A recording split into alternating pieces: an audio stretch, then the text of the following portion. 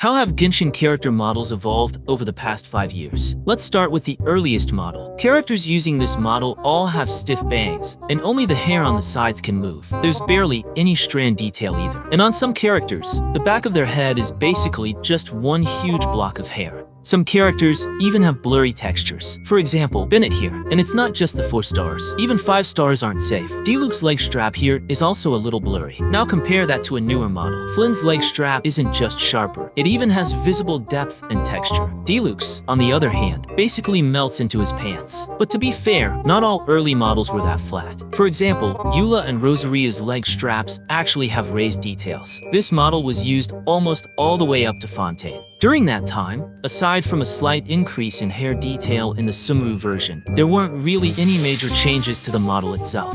And the real improvements to character models didn't come until Fontaine. First, characters no longer all have rigid bangs. Large bangs like those on Rhythusly and Neuvillette are movable. Although some of the smaller bangs aren't fully movable yet, they now at least have a bit of movement. Plus, the model details got a nice upgrade. When Xingqiu puts on his new skin, his face looks smaller and his hairstyle gets a slight lift, giving him a taller, more rounded head shape. The same goes for Aika. With her new outfit, her hair gains more detail. And beyond the hair, the way light interacts with metal on the characters became more refined, giving the metal a more realistic shine. Then, in the Natlan version, rigid bangs were finally completely gone. Not just the hair on the sides. Both the Ahogue and the small front bangs are now fully dynamic. Hair strands also have more detail, and even the eye makeup became more refined. Moreover, the motion design for Catalyst users became much more detailed. They not only have special normal attack animations, but their attacks now also feature long, unique finishing moves, like Verisa. And it's not just her. Many characters have these long finishing animations for their normal attacks, even though they're practically useless in actual combat. And at the very end of the Natlan version, Skirk made an appearance,